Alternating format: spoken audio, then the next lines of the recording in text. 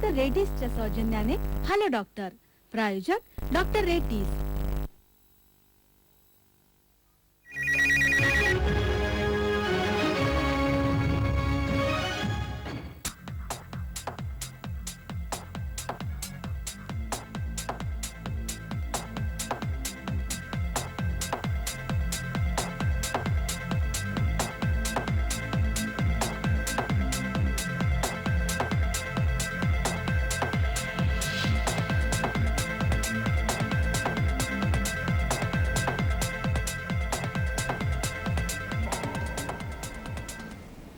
नमस्कार. Hello doctor या कार्यक्रमात मी डॉक्टर महेश चिटणीस पुन्हा एकदा सर्व प्रेक्षकांचं मनपूर्वक स्वागत करतोय. आजच्या आपल्या कार्यक्रमाचा विषय ही आजची जीवनशैली आणि मधुमेह असा असून खास या विषयावरती आपण विचारलेल्या प्रश्नाला उत्तर देण्यासाठी या क्षेत्रातील नामांकित मधुमेह तज्ञ ह्या डॉक्टर्सना आम्ही आज पॅनलवरती आमंत्रित केलेले आहे. तर सर्वप्रथम मी आपली ओळख करून देतोय डॉक्टर संतोष हनुमानदास मालपाणी यांची. नमस्कार. नमस्कार. डॉक्टर संतोष हनुमानदास मालपाणी हे MBBS MD असून गेल्या 15 वर्षापासून ते मधुमेह तज्ञ म्हणून नांदेड येथे कार्य करत आहेत आणि खास नांदेडहून या ठिकाणी आज ते आपल्या कार्यक्रमात सहभागी होण्यासाठी आले आहेत. त्याचप्रमाणे ते ISO 9001-2000 प्रमाणित मधुमेह चिकित्सालय व संशोधन केंद्राचे संचालकही आहेत. ते मधुमेह सेवा संघ या स्वयंसेवी संस्थेचे सचिव असून मधुमेहांना जीवनातील गोडवा कायम ठेवणारी आचार पद्धती शिकवणे हे त्यांच्या संस्थेचे कार्य आहे. त्याचप्रमाणे आहार यात्रा, योग यात्रा, आनंद यात्रा या व्हिसिडीज, त्याचप्रमाणे जगा मधुमेहासोबत हसत खेळत हे पुस्तकही त्यांनी लिहिलं आहे. सगळ्यात महत्त्वाचं म्हणजे मूलमंत्र आरोग्याचा हा एक पात्री प्रयोग, ज्याचे त्यांनी 600च्या वर प्रयोग केले आहेत. अशी अनेक समाजोपयोगी कार्य ते नेहमी करत असतात. मी आता आपली दुसऱ्या डॉक्टरांची ओळख करून देतोय. डॉक्टर चंद्रशेखर विलासराव आष्टेकर यांची ते खास या ठिकाणी लातूरहून आलेले आहेत. नमस्कार. नमस्कार. आणि या ठिकाणी स्वागत तुमचं. डॉक्टर चंद्रशेखर आष्टेकर यांचे स्वतःचं लातूर डायबिटीस केअर सेंटर हे हॉस्पिटल लातूर येथे आहे. त्यांनी MBBS ही पदवी पुण्याहून संपादन केली आणि त्यानंतर डिप्लोमा इन डायबिटॉलॉजी ही मुंबई युनिव्हर्सिटीतून संपादन केलेली पदवी आहे. गेल्या 5 वर्षापासून ते लातूर येथे मधुमेह केंद्राचे संचालक आहेत. अल्पावधीतच संपूर्ण मराठवाड्यामध्ये त्यांनी ते लोकप्रिय झाले आहेत आणि मधुमेह जनजागरण अभियान ते नियमितपणे करत असतात. मधुमेह रुग्णांसाठी मोफत शिबिरं, मार्गदर्शक मेळावे आणि उपचार शिबिरेही ते आयोजित करत असतात. पण सगळ्यात महत्त्वाचं म्हणजे मधुमेह प्रतिबंधक उपचार पद्धतीमध्ये किंवा मधुमेह प्रतिबंधक उपचार पद्धतीमध्ये त्यांना विशेष स्वारस्य आहे आणि अनेक राष्ट्रीय आणि आंतरराष्ट्रीय परिसंवादांमध्ये त्यांनी भाग घेतलेला आहे. दोन्ही डॉक्टर खूप दुरून आज या ठिकाणी आमच्या कार्यक्रमात सहभागी झालेले आहेत आणि आपण या ठिकाणी त्यांचं मनपूर्वक स्वागत करूया. आपले प्रश्न दोन्ही डॉक्टरांना जरूर विचारा. आणि आपल्या आजच्या कार्यक्रमाचा विषय मी पुन्हा एकदा सांगतोय, आजची जीवनशैली आणि मधुमेह असा आहे. अर्थातच आपले प्रश्न विचारण्यासाठी मी सर्व प्रेक्षकांना दूरध्वनी क्रमांक म्हणजे फोन नंबर्स देतोय, ते तुम्ही नीट लिहून घ्या. फोन नंबर्स पुढील प्रमाणे आहेत. मुंबईतील प्रेक्षकांसाठी आहे 24908050, त्याचप्रमाणे 24988050 आणि मुंबई बाहेरील प्रेक्षकांसाठी STD कोड 022 असा आहे. मी पुन्हा एकदा प्रेक्षकांना विनंती करतो, त्यांनी फोन नंबर्स नीट लिहून घ्या. आपले प्रश्न आम्हाला जरूर विचारा आजच्या कार्यक्रमामध्ये. 24908050, त्याचप्रमाणे 24988050 आणि मुंबई बाहेरील प्रेक्षकांसाठी STD कोड 022 असा आहे. या ठिकाणी कार्यक्रमात उपस्थित राहिल्याबद्दल धन्यवाद. तुम्ही बऱ्याच दुरून आलेले आहात, तुम्ही नांदेडहून आलेले आहात, तुम्ही लातूरहून या कार्यक्रमात सहभागी होताय. खूप आम्हाला या ठिकाणी उत्सुकता आहे. आणि आजच्या जीवनशैली आणि मधुमेह असा आपला विषय आहे. तुम्ही दोघेही मधुमेह तज्ञ आहात. ऍक्च्युअली मगाशी आपली जेव्हा चर्चा चालू होती तेव्हा तुम्ही उल्लेख केला होता की आज भारतामध्ये 3 कोटीहून अधिक रुग्ण हे मधुमेहाने त्रस्त आहेत. म्हणजे अतिशय भयावह अशी परिस्थिती आहे. आणि 2025 सालापर्यंत मला वाटतं 5 रुग्णांपैकी किंवा 5 व्यक्तींपैकी एक व्यक्ती ही मधुमेहाने त्रस्त असेल. ऑलमोस्ट 10 कोटीहून अधिक तो आकडा जाणार आहे. आणि एक एपिडेमिक किंवा एक साथीचा रोग असल्याप्रमाणे मधुमेहाचा हा रोग पसरत चाललाय आणि त्याला मला वाटतं सगळ्यात प्रमुख कारण ही आपली बदलती जीवनशैली आहे, आपलं कल्चर, एकंदरीतच अर्बनायझेशन, दैनंदिन ताण आपल्या मनावरती आणि शरीरावरती पडणारा आणि त्याचप्रमाणे आपला आहार विहार, ही सगळीच कारणं मला वाटतं या ठिकाणी आहेत. सेडेंटरी लाईफस्टाईल आहे. तर आजच्या कार्यक्रमात अर्थातच पहिला प्रश्न डॉक्टर मालपाणी मी तुम्हाला विचारू इच्छितो की नक्की हे बदलत्या जीवनशैलीचं द्योतक मधुमेह म्हणून आपल्याला या ठिकाणी वर्णन करावं लागेल. बिलकुल. तर ह्याविषयी आपल्याला काय सांगता येईल? डॉक्टर महेश बघा, गेल्या काही वर्षामध्ये माणसाची जीवनशैली निश्चितपणे बदललेली आहे. जीवनशैली म्हणजे जीवन जगण्याची पद्धत. ज्या प्रकारे आपण जीवन जगतो त्याला आपण जीवनशैली असं म्हणतो. जीवनशैली ही आहार, विहार आणि मनःशांती ह्या 3 गोष्टींपासून मुख्यत्वे बनते. आहारही बदलला, विहारही बदलला आणि मनःशांतीसुद्धा पूर्णपणे गेली. तर ह्याकरता एक विशेष गीत मी तुमच्याकरता घेऊन आलो आहे. ह्या लॅपटॉपमध्ये मी ते माझ्यासोबत आणलं आहे. या गीतामार्फत आपल्याला हे कळेल की एक्झॅक्टली आपली जीवनशैली कशी बदलली. म्हणजे पूर्वी जे आपण पायी चालायचे ते आजकाल मोटरसायकलवरती फिरतो. पूर्वी आपण पाणी हाताने शेंदायचं ते आता बटन दाबून सरळ नळाला येते. म्हणजे ह्या सर्व गोष्टी व्यायामात बदलल्या, मनःशांतीत बदलल्या आणि त्याचं हे द्योतक म्हणून हे गीत तुमच्याकरता मी घेऊन आणलोय. येस, आपण लॅपटॉपवरती बघूया आता की कशा प्रकारचं गीत आपल्या समोर डॉक्टर मालपाणी सादर करतायत. अतिशय सुंदर हे गीत आहे, मी मगाशी ऐकलंय आणि पुन्हा पुन्हा ऐकावं आणि सर्व रुग्णांनी ऐकावं असं हे गीत आहे. आपण बघूया लॅपटॉपवरती. देहाची तिजोरी चरबीचाच ठेवा, देहाची तिजोरी चरबीचाच ठेवा, मधुमेह रक्तदाब होतील किरे जीवा.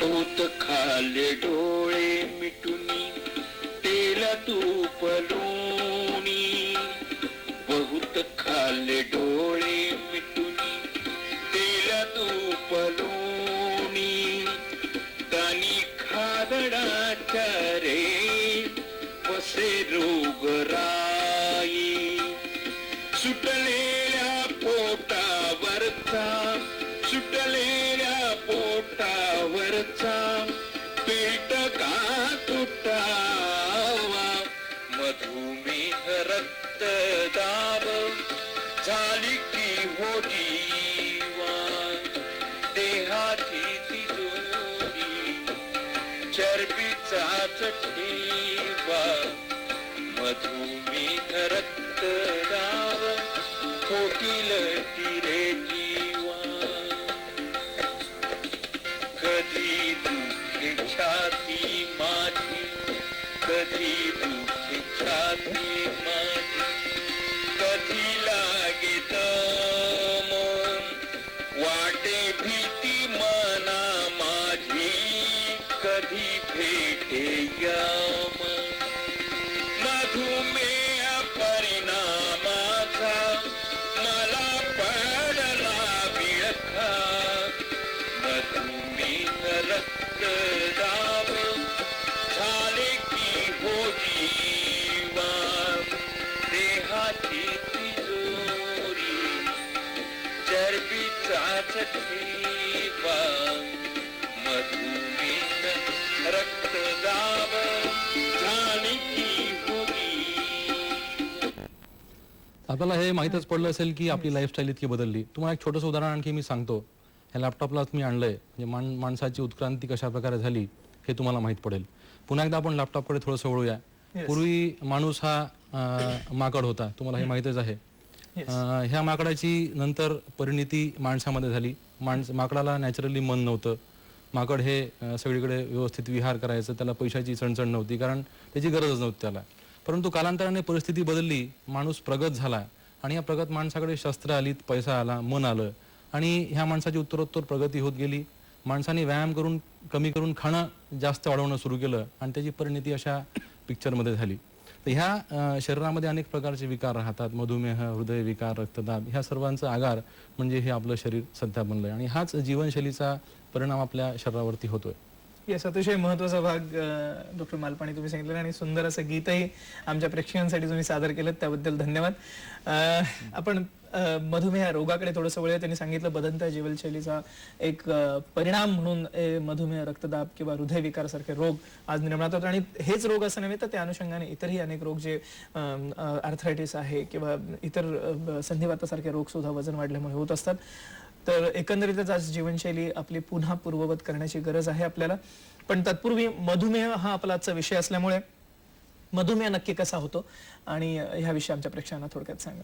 मधुमेह हा जो विषय आहे आजकालच्या आपण नजीकच्या काळात जर बघितलं साधारणतः 2 दशकापासून साधारणतः 20 वर्षापासून आपण म्हणू तर तो फार झपाट्याने वाढतोय. म्हणजे एखाद्या साथीच्या आजाराप्रमाणे हा प्रचंड गतीने वाढतोय. आणि आज म्हणजे आम्ही लातूर सर नांदेडमध्ये म्हणजे या इंटेरियर ऑफ महाराष्ट्रामध्ये आम्ही प्रॅक्टिस करतो. पण आम्ही तिथे देखील मधुमेहाची जी स्पीड किंवा आम्ही गती म्हणू तर ती फार अधिक पाहतोय. म्हणजे महाराष्ट्राला तर आहेच पण आमच्यासारख्या मराठवाड्याच्या माणसांना देखील मराठवाड्याच्या माणसाला देखील याची पूर्ण माहिती असण्याची आज गरज झाली आहे. तर मधुमेह म्हणजे ढोबळपणाने म्हणायचं झालं तर रक्तातील वाढलेलं साखरेचं प्रमाण आपण असं म्हणू. म्हणजे साधारणतः नॉर्मल रक्ताच्या तपासण्या लघवीच्या तपासणं ते निदान होण्यासारखं आहे. पण जर आपण शास्त्रोक्त पद्धतीने जर बघायचं झालं तर लॅपटॉपकडे आपण बघूया.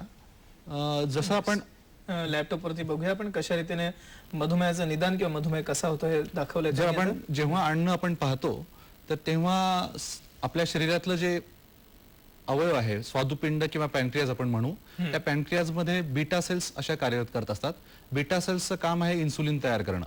जसं आपण जेवण करतो तसं प्रत्येक कार्बोहायड्रेट्स म्हणजे पिष्टमय पदार्थांचं साखरेत रूपांतर होत असतं आणि ते रूपांतर झाल्यानंतर इन्सुलिनची निर्मिती होते आणि इन्सुलिनद्वारे जी आपल्याला रक्तात आपण नेहमीच्या ज्या कामासाठी जी लागणारी एनर्जी किंवा ऊर्जा आपण म्हणू ती ऊर्जा आत टाकण्याचं काम इन्सुलिन करतं. पण सर जसं आपण आता बघत आलोय की जीवनशैलीतले बदल काय करतात तर ते या इन्सुलिनला अडथळा आणतात. म्हणजे काय तर एक इन्सुलिन काम करत नाही म्हणजे इन्सुलिन रेजिस्टन्स तयार होतो आणि दुसरं इन्सुलिन प्रमाणच शरीरात कमी होतं. म्हणजे इन्सुलिनची प्रक्रिया किंवा इन्सुलिनची निर्मितीच कमी होते. या 2 कारणांमुळे मधुमेह तयार होतो. येस म्हणजे इन्सुलिनची प्रक्रिया जेव्हा कुठेतरी बिघडते त्यावेळेस मधुमेह होतो किंवा रेजिस्टन्स जेव्हा होतो इन्सुलिन रेजिस्टन्स जेव्हा निर्माण होतो तेव्हा मधुमेह होतो असं आपण म्हणू. या ठिकाणी रक्तातलं साखरेचं प्रमाण वाढलं की आपण मधुमेह झाला असं म्हणतो. साधारणपणे रक्तातल्या साखरेचं प्रमाण काय असावं? उपाशीपोटी ते 110च्या खाली असावं आणि जेवण करून आपण जेव्हा 2 तासाला साखरेचं प्रमाण बघतो ते 140च्या खाली असावं.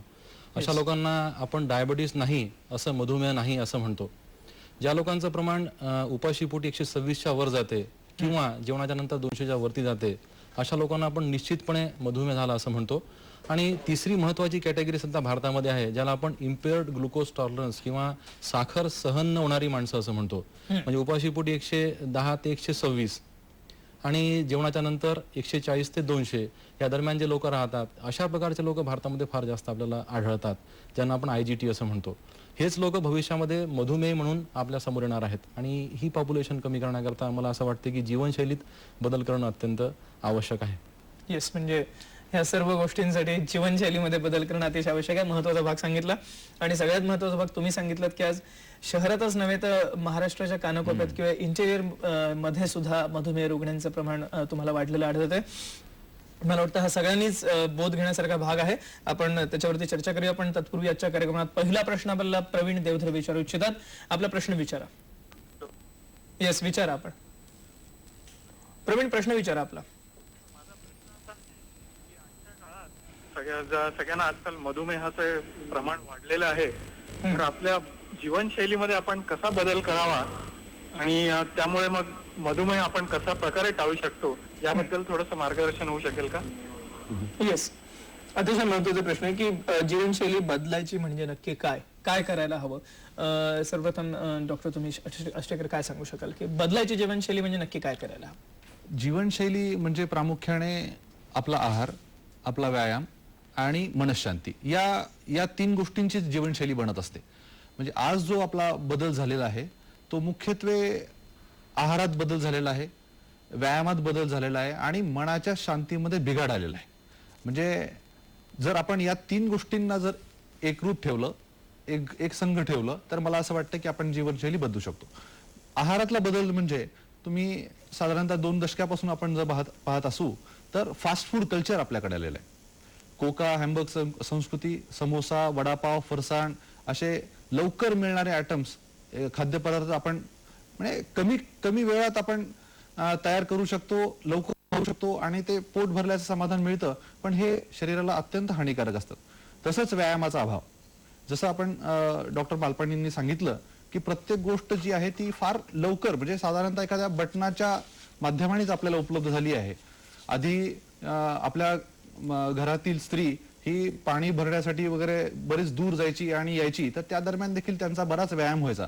पण सगळीकडनं आज बटन उपलब्ध झालेली आहेत, तर त्याच्यामुळे एक बटन दाबलं तर पाणी आपल्या घरात येतं आणि फार कष्टच राहिली नाहीत. आणि सर्वात महत्वाचं जे आहे ते मनशांतीचा भेद म्हणू किंवा शांती, मनाची शांती हरवली आहे आणि याच्याकडे जास्त लक्ष देण्याची गरज आहे. येस, मनशांतीसाठी आणि विविध आपल्या भारतीय एकंदरीतच परंपरेमध्ये योग किंवा ब्रह्मविद्येसारखे प्रकार जे सांगितलेले आहेत ते निश्चितच सर्वांना मला वाटतं आचरणात आणण्यासारखे आहेत आणि त्याविषयी आपण बोलूया, चर्चा करूया. पण आपल्याला एक प्रश्न येतोय मुंबईवरून. कमलेश आपल्याला काही प्रश्न विचारू इच्छितात. कमलेश, विचारा आपण. कमलेश, बोला. मला वाटतं त्यांचा फोन थोडासा फोन कट झालाय. मी डॉक्टर मालपाणी तुमच्याकडे येतो. मगाशी तुम्ही अतिशय सुंदर असं गीत आमच्या समोर सादर केलं. बदलती जीवनशैली कशी असावी आणि म्हणजे आपण निश्चित काय बदल करायला हवेत आपल्या आजच्या जीवनशैलीमध्ये. कारण काय की माणसाला जर का प्रगती करायची असेल तर दैनंदिन ताणतणावांना सामोरं जाणं हे गरजेचं असतं. आपण ताणतणाव टाळून तर निश्चितच प्रगती करू शकत नाही. आणि अर्थातच आपण जसं म्हणतो की गरज ही शोधाची जननी असते, त्याप्रमाणे प्रत्येक ठिकाणी आज अशी गरज निर्माण झालेली आहे की ही जीवनशैली बदलणं. कारण तुम्ही म्हणालात 3 कोटी रुग्ण आज भारतामध्ये आहेत आणि काही दिवसांनी किंवा 2025 मध्ये ते 10 कोटीवरती जातील. आणि विशेष करून हे प्रतिबंध करण्याची गरज आहे, प्रतिबंधात्मक उपाय करण्याची गरज आहे, प्रिव्हेंटिव्ह मेजर्स या ठिकाणी आपण अप्लाय करण्याची गरज आहे.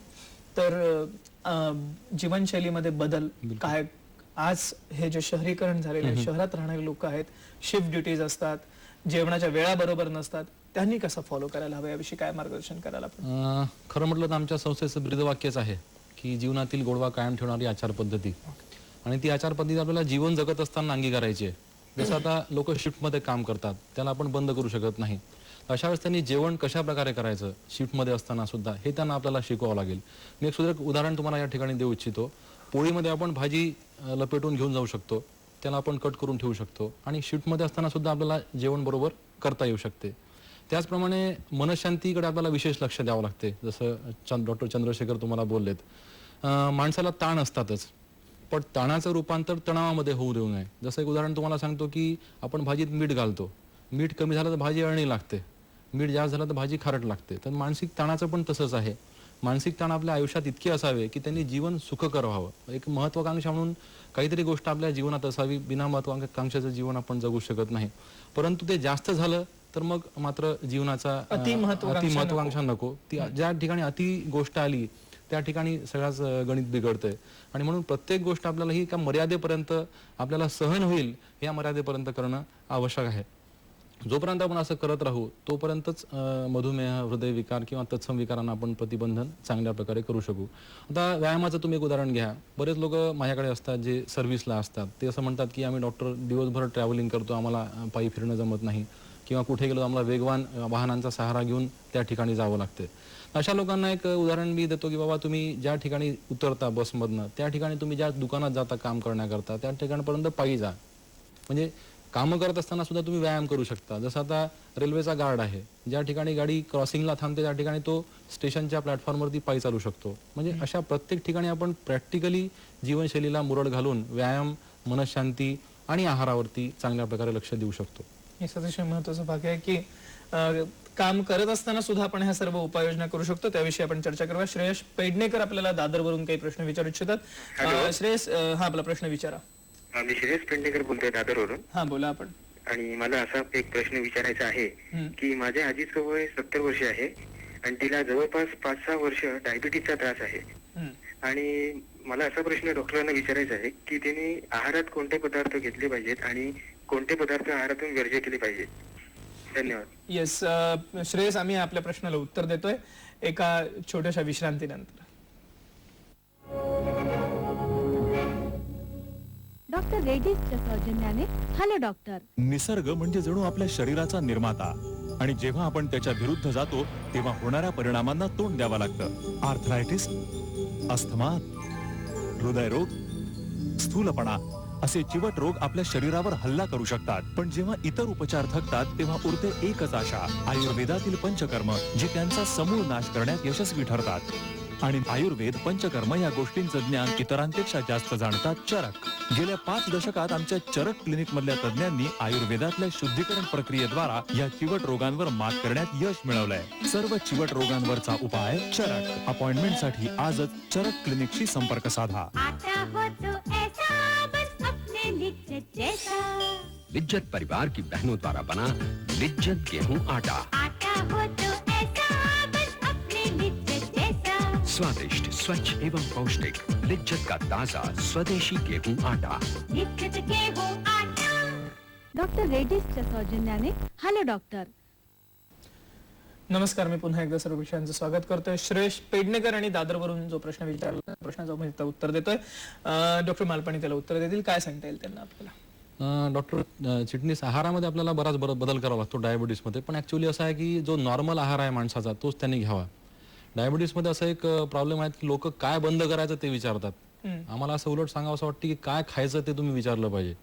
तसं डायबिटीस झाला तर माणूस 100% प्रत्येक वस्तू त्यांनी बंद करू नये. त्यांनी सगळ्याच वस्तू खायचा प्रयत्न करायचा. जसं आपण उदाहरण घेऊ की साखर ही आपल्याला जीवनाला आनंद देणारी गोष्ट आहे. जेव्हा कोणता आपल्याला आनंद होतो त्यावेळेस आपण साखरच खातो, बरोबर, किंवा गोड खातो. तर समजा साखर आपण 100% कोणत्या व्यक्तीची बंद केली तर ते संयुक्तिक होणार नाही. आणि म्हणून डायबिटीसच्या व्यक्तीने कोणतीही वस्तू बंद करू नये. प्रत्येक वस्तू खायचा प्रयत्न करायचा, पण त्याची मर्यादा ओळखायची.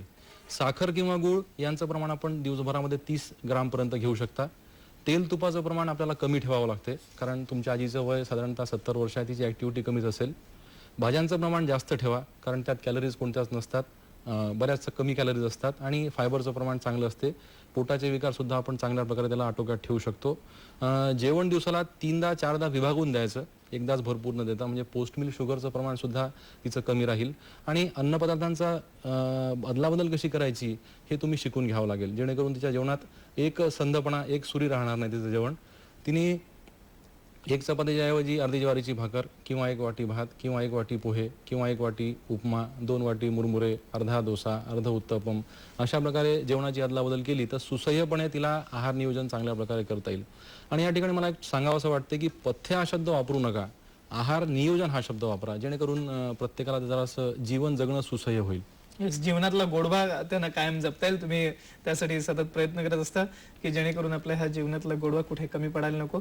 ते करून सुद्धा मधुमेह रुग्ण हे अतिशय आहाराचं नियोजन चांगल्या रीतीने करू शकतात. महत्वाचा भाग आहे. आपल्याला पुन्हा एकदा कमलेश मुंबईवरून काही प्रश्न विचारू इच्छितात. कमलेश, विचारा. आपण कमलेश समदानी बोलतोय. हा, बोला. मधुमेहासाठी फिरणे हा सर्वोत्तम. येस, मला वाटतं पुन्हा एकदा त्यांचा फोन कट. हा, बोला. पुन्हा एकदा आपला प्रश्न विचारा. आपला फोन कट झाला होता. ओके सर, मी कमलेश समदानी बोलतोय. मधुमेही हा सर्वोत्तम व्यायाम संबोधला जातो, पण यात सकाळचे, दुपारचे व रात्रीचे यापैकी सर्वात फायदेशीर कोणते फिरणे असते व का? येस, आपल्याला प्रश्न कळलाय डॉक्टर? हो. येस, काय सांगता येईल डॉक्टर? मधुमेहाच्या उपचारातला सर्वात महत्वाचा जो घटक आहे तो म्हणजे व्यायाम आहे. तर व्यायामामधला सर्वात सोपा आणि नेहमी करता येण्यासारखा, कुठेही कधीही बंद न करण्यासारखा जो घटक आहे तो म्हणजे दररोजचं चालणं आहे. आपला प्रश्न असा आहे की हा दिवसाच्या कोणत्या वेळी आपल्याला चांगला पडेल. तर व्यायाम तो व्यायाम आहे, चालणं अत्यंत महत्वाचंच आहे, पण सकाळच्या फिरण्याला थोडंसं मला असं वाटतं की जास्त महत्व आहे. सकाळी एक तर वातावरणामध्ये शुद्धता खूप चांगली असते, हवा एकदम फार फ्रेश असते आणि आपल्याला सांध्यांची देखील हालचाल चांगली जमते. त्यामुळे सकाळचं फिरणं आपण प्राधान्य घ्यावं. पण जर समजा कधी आजच्या धकाधकीच्या युगामध्ये समजा एखादा रुग्ण जर शिफ्ट ड्युटीमध्ये काम करत असेल तर मला असं वाटतं की त्याला त्याच्या सवडीने दररोजचे 45 मिनिटं कमीत कमी द्यावीत. आणि चालताना त्यांनी असं लक्ष द्यायचं की चालताना त्यांनी थोडंसं फास्ट, म्हणजे ब्रिस्क वॉकिंग आपण हा शब्द वापरू, तर 45-40 मिनिटांमध्ये 4 किलोमीटर व्हावेत या स्पीडनी तरी त्यांनी चालणं आवश्यक आहे. आणि चालताना पायात बूट किंवा शूज जे म्हणू आपण ते फार योग्य प्रकारचे, योग्य मापाचे त्यांनी घालावेत, एवढंच त्यांना आपण सांगायचं. अतिशय महत्वाचं आहे की शूज मधुमेह सर्व रुग्णांनी वापरणं अतिशय आवश्यक आहे, जेणेकरून आपल्याला डायबेटिक फूट किंवा पायावरती होणाऱ्या जखमा टाळता येतील. बाळासाहेब फलटणवरून आपल्याला काही प्रश्न विचारू इच्छितात. बाळासाहेब, विचारा. आपण हा विचारा. हॅलो, मधुमेह झालेल्या व्यक्तीने काय काळजी घ्यावी? मधुमेह व्यक्तींनी काय काळजी घ्यावी त्यांचा प्रश्न आहे. एकंदरीत सर्वच आहार विहार आणि एकत्रित त्यांना सगळं उत्तर पाहिजे. प्रश्न उत्तर हवं असेल तर काय त्यांना सांगता येईल? बाळासाहेब, प्रश्न फार मोठा आणि एकाच वाक्यात तुम्ही, म्हणजे दिसायला छोटा पण असायला मोठा प्रश्न तुम्ही विचारला. मधुमेहाने आपल्या आहारात बदल काय करायचा तुम्हाला मी थोड्या वेळापूर्वी सांगितलं. विहाराचं डॉक्टर आष्टेकर तुम्हाला बोललेत कशा प्रकारे पायी फिरायचं. यासोबत तुम्ही काही योगासनं पण करू शकता. योगासनांनी शरीराला लवचिकता प्राप्त होते, इन्सुलिनची कार्यक्षमता सुद्धा योगासनांनी वाढते आणि मनशांती हा अत्यंत महत्वाचा विषय आहे मधुमेहाच्या नियमनामध्ये. मनशांती मिळवण्याकरता आपल्याला एकतर अपेक्षा कमी कराव्या लागतात. म्हणजे आपण अपेक्षा फार अफाट करतो. एक तुम्हाला उदाहरण सांगतो मी. आपण देवाला 2 रुपयाचा प्रसाद अर्पण करतो आणि त्याच्याकडे 2 कोटी रुपयांची लॉटरी लागली पाहिजे असं म्हणतो.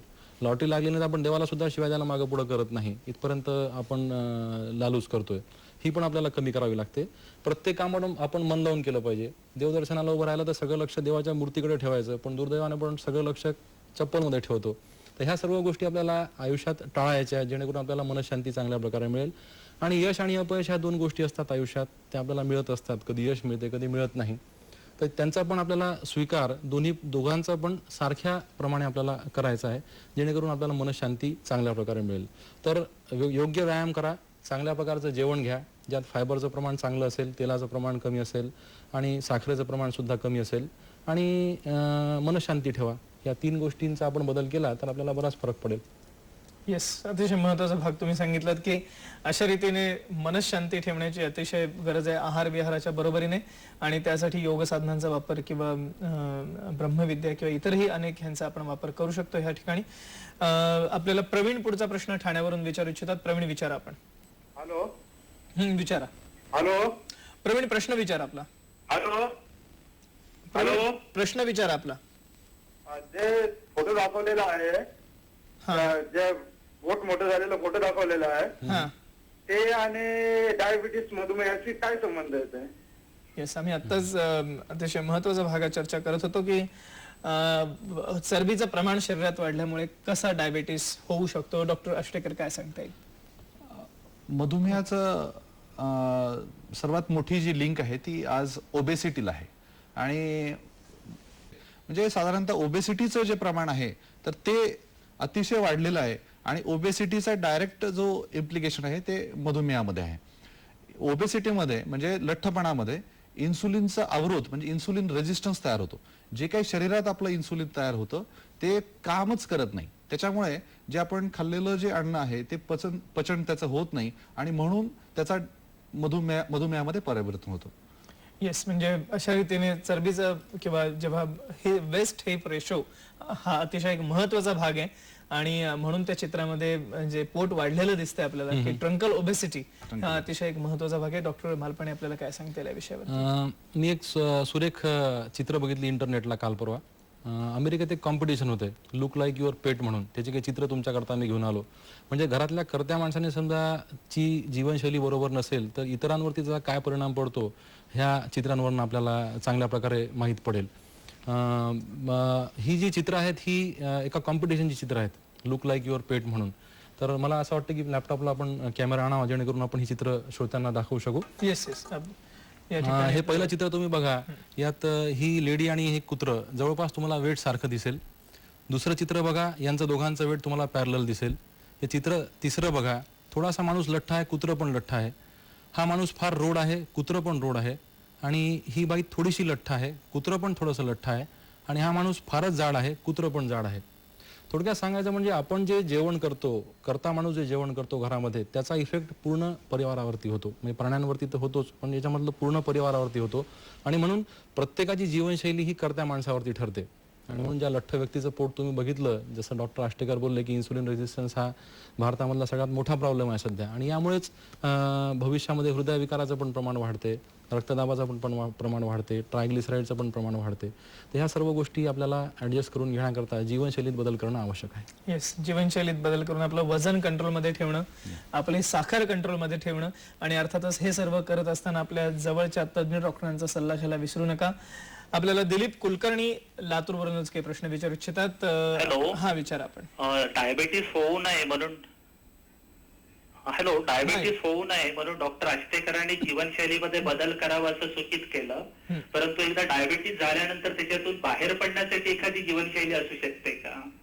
येस, एक ही जीवनशैली डायबिटीस होऊ नये आणि डायबिटीस झाल्यानंतर सुद्धा वापरण्यासाठी आहे. त्याच्यात मला वाटत नाही काही विशेष बदल असेल, पण तरी सुद्धा लातूरवरून आपल्या कार्य आपण ज्या ठिकाणी करतो त्या गावावरून फोन आलेला आहे आपल्याला, तर त्यांना आपल्याला काय उत्तर देतील. डायबिटीस झाल्यानंतर कुठल्या प्रकारची जीवनशैली आपण अवलंबली पाहिजे? सर्वात महत्वाचं असं आहे की जेव्हा एखाद्या रुग्णाला मधुमेह होतो तेव्हा त्याला सुरुवातीलाच म्हणजे पहिल्यांदाच झाल्यानंतरच तो एकदम खूप टेन्शन मध्ये जातो किंवा आता ह्या मला डायबिटीस झाला आणि आता डॉक्टर माझं सगळं संपलंय आणि तो एकदम निराश होऊन जातो.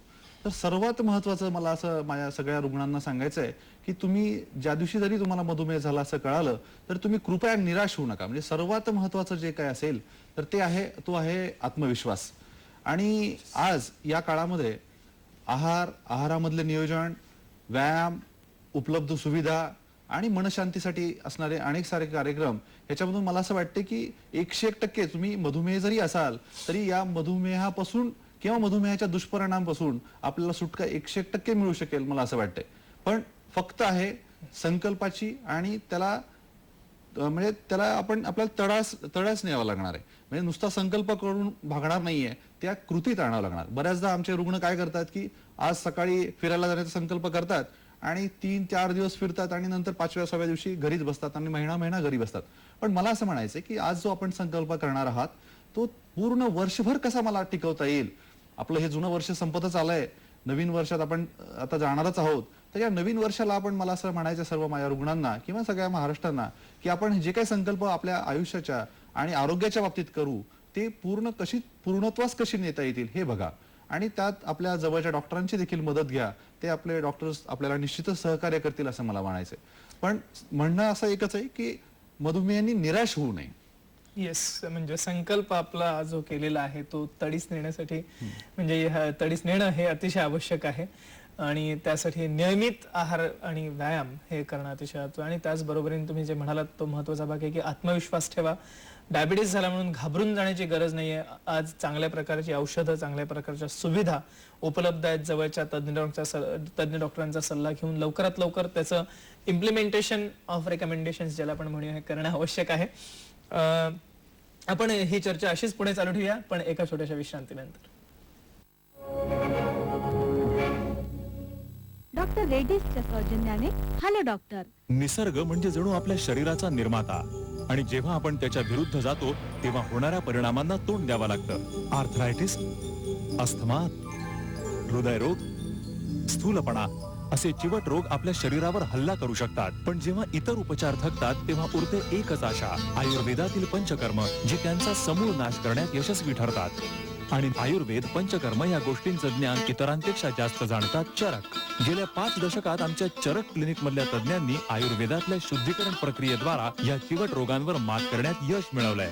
सर्व चिवट रोगांवरचा उपाय चरक. अपॉइंटमेंट साठी आजच चरक क्लिनिकशी संपर्क साधा.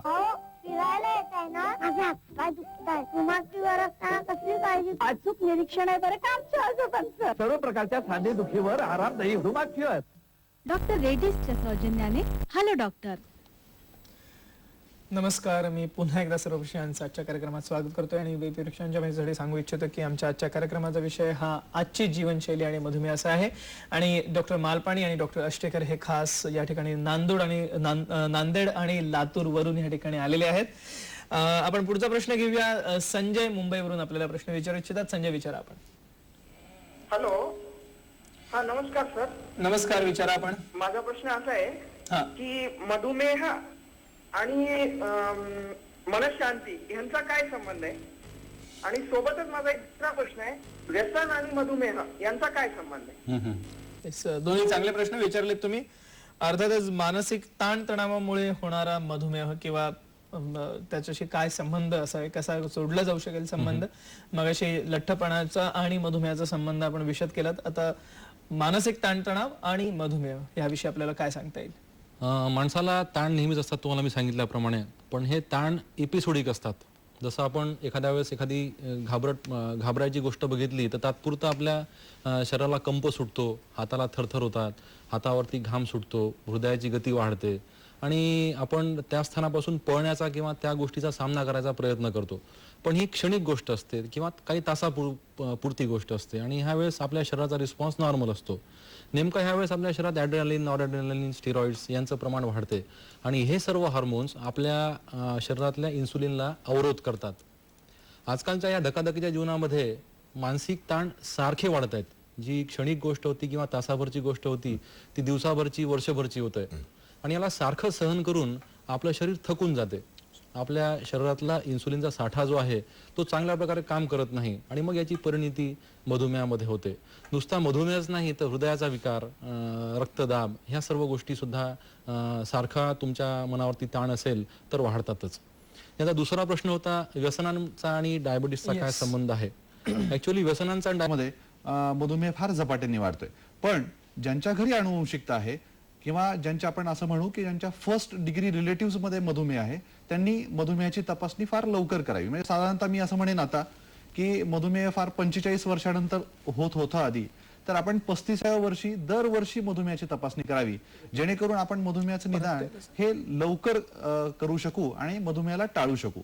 जेवढा लवकर आपण मधुमेह निदानात घेऊ, जेवढा लवकर तपासू, तेवढा आपल्याला ट्रीटमेंट देण्यासाठी त्याला सोपं जाणार आहे. म्हणजे अनुवंशिकता एक मधुमेहाचं महत्वाचं कारण आहे पण सर्वस्वी कारण नाहीये. म्हणजे आजकाल जुन्या ह्याच्यामध्ये नवीन ह्याच्यामध्ये की अनुवंशिकता नसताना देखील मधुमेह व्यक्तींना होत आहे आणि 75% प्रमाण आहे असं तुम्ही आई वडिलांना जर दोघांना होत असेल तर 75% मला स्वतःला सुद्धा म्हणजे 75% चान्सेस आहेत. माझे आई वडील दोघेही डायबिटिक आहेत मला वाटतं. त्यामुळे काळजी घेणं अतिशय आवश्यक आहे आपल्या सर्वांनी आणि डॉक्टर्सनी सगळ्यात जास्त काळजी घेणं आवश्यक आहे. कारण आजच्या काळामध्ये मला वाटतं डॉक्टर सगळ्यात जास्त मानसिक ताणतणावाला सामोरे जात असतात. तुम्ही म्हणता की तुम्हाला 75% माझा पण लठ्ठपणा आहे तर मला पण चान्सेस असतील डायबिटीस होण्याचे. येस, तर अतिशय महत्वाचा भाग आहे. पण ह्याविषयी चर्चा चालू ठेवूया. एक आपल्याला सावंतवाडीवरून फोन येते. रावणात आपल्याला काही प्रश्न विचारू इच्छितात. येस, आपला कॉल विचारा आपण. हॅलो, मी सावंतवाडीवरून रावणात पाटील बोलतो. येस, की मला एक प्रश्न विचारायचा आहे की मी एकाच वेळेला ॲलोपॅथिक आणि आयुर्वेदिक औषधं घेऊ शकतो का? किंवा आता जे नवीन नवीन बेल्ट वगैरे आलेत ना ते वगैरे चरबी वगैरे कमी करायचे किंवा मधुमेहाला, तर मी ते वापरू शकतो का? किंवा ॲलोपॅथिक आणि ह्याचं आयुर्वेदिक औषध एकाच वेळेला घेऊ शकतो? Yes sir, thank you. येस, आपला प्रश्न कळला. अतिशय महत्वाचा प्रश्न आहे हा की आयुर्वेद ही आपल्या भारतीय चिकित्सा पद्धतीमधली एक परंपरा आहे आणि मला सुद्धा स्वतःला असं वाटतं की आयुर्वेदामध्ये अनेक चांगल्या रीतीने औषधं उपलब्ध आहेत जी डायबिटीस अतिशय उत्तमरित्या कंट्रोल करू शकतात. जांभूळ बीज चूर्ण आहे किंवा इतरही अनेक प्रकारची औषध आहेत जी डायबिटीस चांगल्या रीतीने कंट्रोल करतात. पंचकर्मासारखी टेक्निक्स आहेत. तर मिक्स्ड पद्धतीचा वापर म्हणजे तसं ते म्हणाले की ॲलोपॅथी आणि आयुर्वेद ह्या दोन्हीचा एकत्रितरित्या वापर करणं शक्य आहे का, हा एक महत्वाचा भाग आहे. कारण हा प्रश्न सगळ्यांच्याच मनात असेल की दोन्ही चिकित्सा पद्धती जर का आपण अवलंबल्या एकत्रितपणे तर त्या जास्त परिणामकारक सिद्ध होऊ शकतात. तर त्या दृष्टीने आपल्या चिकित्सालयामध्ये काही प्रयत्न चालू असतात आपले किंवा काय सांगता येईल आमच्या प्रेक्षकांसाठी, काय सांगता येईल डॉक्टर मालपाणी? डॉक्टर महेश, एक गोष्ट तुम्हाला मी सांगू इच्छितो की तुम्ही ट्रीटमेंट कोणती करता याची कल्पना प्रत्येक डॉक्टरला तुम्ही दिली पाहिजे. आता हा जो प्रॉब्लेम आहे यांचा की हे दोन्ही पण चिकित्सा पद्धती अवलंबाचा प्रयत्न करतायत सध्या, हे दोघंही पॅथीच्या लोकांना यांनी कल्पना द्यावी आणि शास्त्रशुद्ध इलाज तुम्ही केले पाहिजेत. आजकालच्या ह्या धकाधकीच्या जीवनामध्ये प्रत्येकाला पैसे कमवायचा फार मोह असतो. यात डॉक्टर सुद्धा सुटलेलं नाही, तुम्हाला पण माहित आहे. तर बऱ्याचशा अशा गोष्टी असतात की ज्यांचा शास्त्रशुद्ध काही अर्थ लागत नाही. जसं आता हे बेल्ट वगैरे काय म्हटलेत, जोपर्यंत यांची काही विशिष्ट गटावरती ट्रायल घेतल्या जात नाही, चाचणी घेतल्या जात नाही, तोपर्यंत हे उपचार शास्त्रशुद्ध असे आपल्याला मानता येणार नाहीत. तर तज्ज्ञ डॉक्टरांच्या सल्ल्याने आपण दोन्ही पद्धती एकत्रित करून अवलंब त्याचा करू शकता, हरकत नाही. पण दोन्ही पण डॉक्टरांना त्याची कल्पना द्या की तुम्ही कोणत्या प्रकारचा उपचार करताय. येस, आणि सगळ्यात महत्वाचं जसं मी मगाशीही सांगितलं की डॉक्टरांना ह्याची तुम्ही निश्चितच कल्पना द्यायला हवी, पण सगळ्यात महत्त्वाचं म्हणजे की रेग्युलर तुम्ही शुगर चेकअप करून शुगर कंट्रोल किती अचीव झालेला आहे हे बघणं मला वाटतं ते अतिशय आवश्यक आहे. आणि साखर तपासण्यासाठी मला वाटत नाही की जास्त खर्च येतो. 40-50 रुपयामध्ये कुठेही चांगल्या लॅबमध्ये तुमची साखर ही तपासून मिळू शकते. त्यामुळे जर का बेसिक तपासण्या तुम्ही जर का रेग्युलरली करत असाल आणि जवळच्या तज्ज्ञ डॉक्टरांचा सल्ला, मी पुन्हा एकदा सांगू इच्छितो ह्या कार्यक्रमामध्ये सर्व प्रेक्षकांना की मी नेहमी सांगत आलेलो की जे जे आपल्याला रोग होतील तर त्यासाठी जवळच्या तज्ज्ञ डॉक्टरांचा सल्ला घेऊन आपली उपचार पद्धती लवकरात लवकर सुरू करा, म्हणजे मोठे आजार आपल्याला टाळता येतील. आपल्याला पुढचा प्रश्न शहा ठाण्यावरून विचारू इच्छितात. आपला प्रश्न विचारा.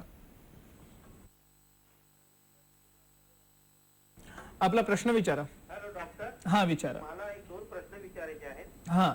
मधुमेह हा जो आजार आहे हा लहान मुलांमध्ये होतो का आणि वयाच्या कितव्या वर्षी होऊ शकतो, हा पहिला प्रश्न. दुसरा प्रश्न असा आहे की मधुमेह झालेल्या व्यक्तींना कुठची फळं खावीत किंवा फळं खाऊच नये याबद्दल काही सांगू शकाल का? येस, चांगला प्रश्न विचारलाय श्याम जोईजोडे तुम्ही. डायबिटीसच्या टाईप बद्दल किंवा ज्युनियर डायबिटीस आहे की टाईप 1 टाईप 2 बद्दल आपण बोलूया, पण एका छोट्याशा विश्रांतीनंतर.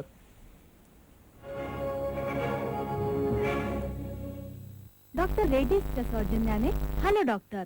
निसर्ग म्हणजे जणू आपल्या शरीराचा निर्माता, आणि जेव्हा आपण त्याच्या विरुद्ध जातो तेव्हा होणाऱ्या परिणामांना तोंड द्यावं लागतं. आर्थरायटिस, अस्थमा, हृदयरोग, स्थूलपणा असे चिवट रोग आपल्या शरीरावर हल्ला करू शकतात. पण जेव्हा इतर उपचार थकतात तेव्हा उरते एकच आशा, आयुर्वेदातील पंचकर्म, जे त्यांचा समूळ नाश करण्यात यशस्वी ठरतात. आणि आयुर्वेद पंचकर्म या गोष्टींचं ज्ञान इतरांपेक्षा जास्त जाणतात चरक. गेल्या 5 दशकात आमच्या चरक क्लिनिक मधल्या तज्ञांनी आयुर्वेदातल्या शुद्धीकरण प्रक्रियेद्वारा या चिवट रोगांवर मात करण्यात यश मिळवलंय. सर्व चिवट रोगांवरचा उपाय चरक. अपॉइंटमेंटसाठी आजच चरक क्लिनिकशी संपर्क साधा. डॉक्टर रेड्डीजच्या सौजन्याने हॅलो डॉक्टर. नमस्कार, मी पुन्हा एकदा सर्व प्रश्नांचं स्वागत करतोय कार्यक्रमामध्ये. आपल्याला आता जो प्रश्न आला होता हा होता की कुठल्या प्रकारचे म्हणजे मधुमेह हा किती वयापासून होऊ शकतो, लहान मुलांमध्ये होऊ शकतो का, आणि अर्थातच ह्याचं उत्तर असं आहे की कुठल्या वयामध्ये तो होऊ शकतो. आता ह्याविषयी जास्त स्पष्टीकरण आपल्याला डॉक्टर आष्टेकर देतील. सर्वसाधारण आपल्याला काय आढळतं आपल्या प्रॅक्टिसमध्ये? साधारणतः नजीकच्या काळामध्ये ज्या पद्धतीचा टाईप 2 म्हणजे साधारणतः मिडल एजेड पर्सन्सना जो होणारा मधुमेह तो वाढतोच आहे, पण टाईप 1 म्हणजे लहान मुलांना होणारा मधुमेह हा देखील थोडा वाढता क्रमच त्याचा दिसून येतोय. नजीकच्या काळात जर आपण न्यूजपेपर्स म्हणजे पेपर्स वाचले असतील तर आपल्याला त्याच्याबद्दल देखील आलेख मिळतोय. तो म्हणजे दर दिवशी साधारणतः 200 लहान मधुमेही रुग्ण या मधुमेहाच्या संख्येमध्ये भर घालतायत. लहान मधुमेह म्हणजे साधारणतः जे रिपोर्टेड फिगर आमच्या जर्नल्समधनं उपलब्ध झाली आहे तर ती म्हणजे 9 महिन्यापासून देखील डायबिटीस प्रथमदर्शनी आढळून आलेला आहे. पण प्रामुख्याने साधारणतः 4 वर्ष ते 15 वर्षापर्यंत याचं 4 वर्ष ते मी म्हणेन 18 ते 21 वर्षापर्यंत प्रमाण दिसून आलेलं आहे. याला आपण ज्युवेनाईल किंवा टाईप 1 डायबिटीस असं म्हणतो. याच्या महत्वाचं कारण असतं की याची पॅथॉलॉजी आमच्या सायन्समध्ये असं सांगितली आहे की autoimmune destruction of beta cells, म्हणजे कोणत्या तरी ऑटोइम्युन पॅथॉलॉजीमुळे जे स्वादुपिंडाच्या बीटा सेल्स जे आहेत याचं कम्प्लीट डिस्ट्रक्शन स्वादुपिंडाचं होतं आणि इन्सुलिन मुळातच तयारच होऊ शकत नाही, आणि या रुग्णांना त्यांच्या आयुष्यभरासाठी इन्सुलिनवर अवलंबून राहावं लागतं. जर इन्सुलिनचा वापर कमी पडला त्यांना किंवा त्यांनी घेतलं नाही कुठल्या कारणांनी तर ते पेशंट्स कोमामध्ये किंवा डायबेटिक किटोॲसिडोसिस मध्ये जातात. तर अशा या लहान मुलांची आपण विशेष काळजी घ्यायला हवी मला असं वाटतंय.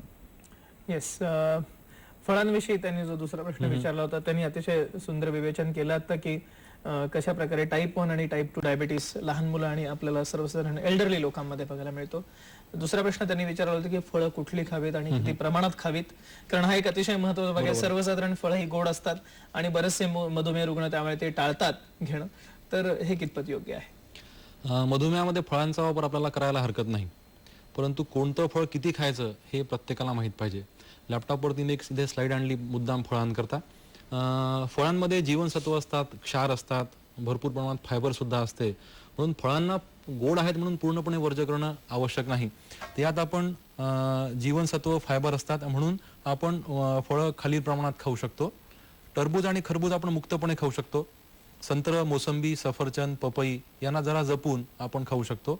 पेरू, चिक्कू, जांभूळ, अंजीर, अननस, बोरं, डाळिंब, स्ट्रॉबेरी आणि फणस यांचा वापर जपून करायचा. आणि मोजून खाण्यामध्ये केळं, द्राक्ष, आंबा, सीताफळ आणि रामफळ यांचा वापर आपल्याला करता येईल.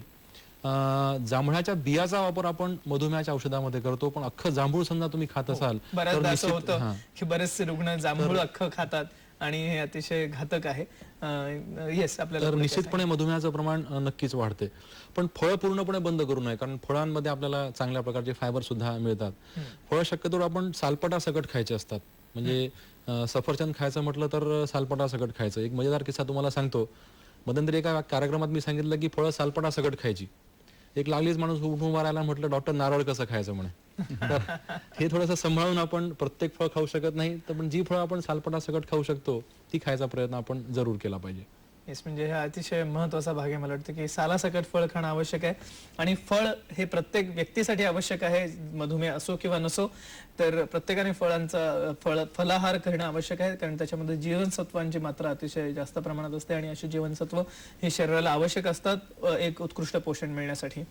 आपल्याला पुढचा प्रश्न आपण घेऊया आता. येस, विचारा आपण. नमस्ते, मी अंबरे बोलतोय, दहीसरवरनं मुकुंद अंबरे. येस, मला असं विचारायचं आहे की रक्तदाब किंवा डायबिटीस यांचा आपल्या झोपेचा किती झोप किंवा कमी किंवा जास्त घेतल्यामुळे आपल्या तब्येतीवर होणारा परिणाम काय होतो, आणि झोप सोडून आराम करायची दुसरी कुठली पद्धत आहे का, आणि ती कशा प्रकारे घेता येते, किंवा रेस्ट न घेता व्यायाम केल्यामुळे काही हार्मफुल आहे का, ते या प्रश्नाचं उत्तर मला जरा तुमच्याकडून हवं होतं. मुकुंद, चांगला प्रश्न विचारलाय तुम्ही. दहिसरवरून मुकुंद आंबरे यांनी विचारलं की झोपेचा आणि एकंदरीतच आपल्या मधुमेह आणि इतर रक्तदाब वाढण्याशी कितपत संबंध आहे. अतिशय महत्वाचा भाग आहे मला वाटतं, कारण जर का झोप नीट झाली नाही तर रक्तदाब तर निश्चितच वाढतो. मधुमेहावरती सुद्धा याचा कसा परिणाम होतो आपण जाणून घेऊया डॉक्टर मालपाणींकडून. काय सांगता येईल त्यांना? झोप ही प्रत्येक माणसाला जरुरी आहे, प्रश्नच नाही. साधारणतः रोज आपण 7 तासपर्यंत झोपलं पाहिजे, जेणेकरून पूर्ण अवयवाला, पूर्ण शरीराला आणि मनाला सुद्धा विश्रांती मिळते. समजा आपण झोप बरोबर घेत नसाल तर मनशांतीवरती पण त्याचा परिणाम होतो.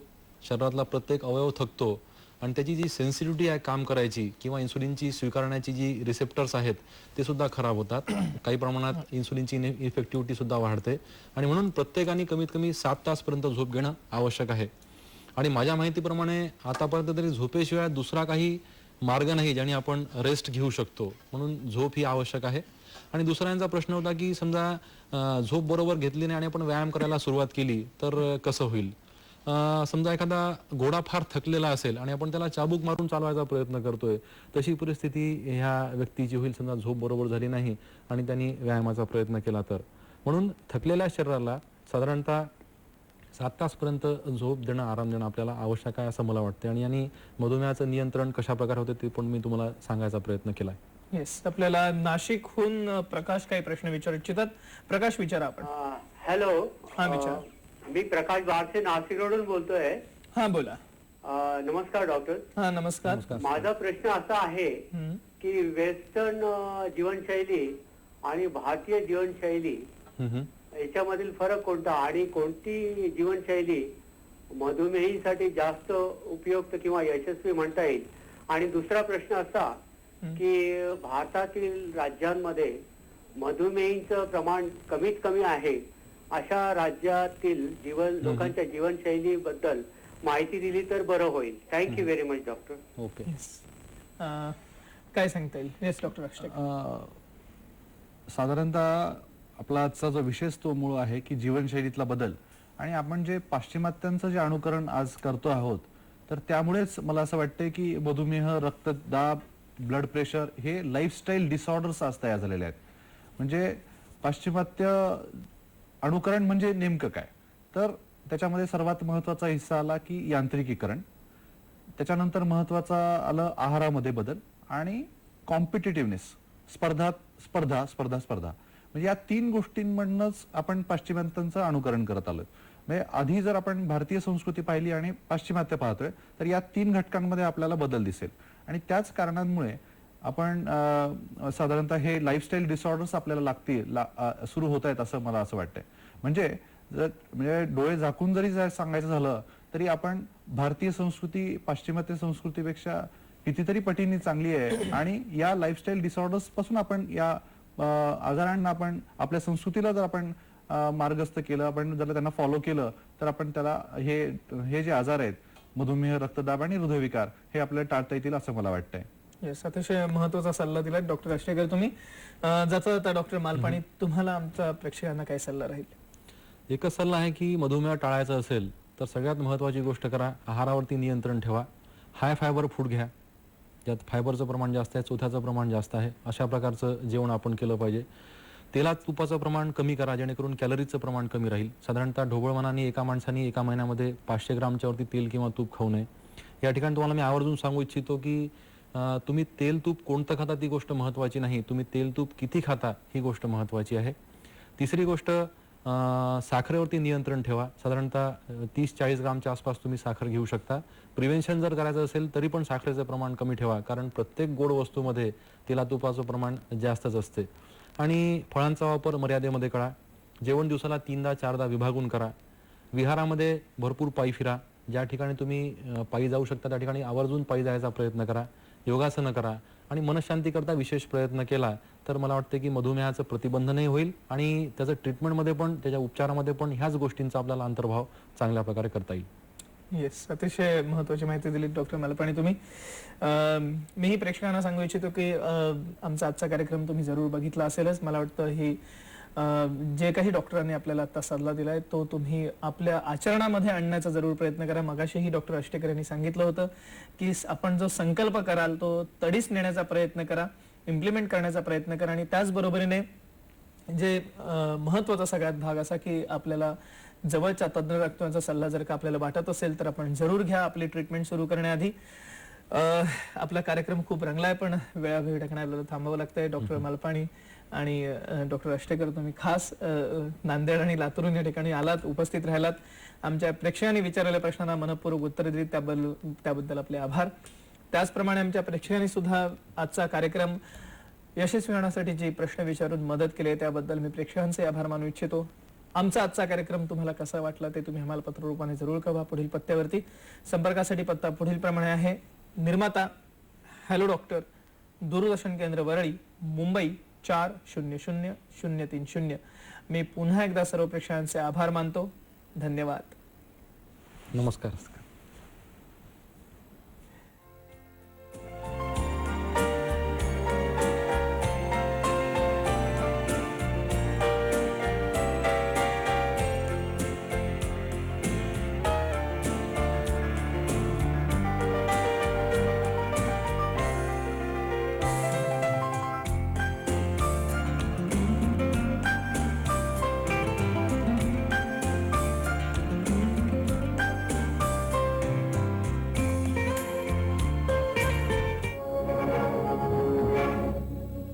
डॉक्टर रेड्डीजच्या सौजन्याने हॅलो डॉक्टर. प्रायोजक डॉक्टर रेड्डीज.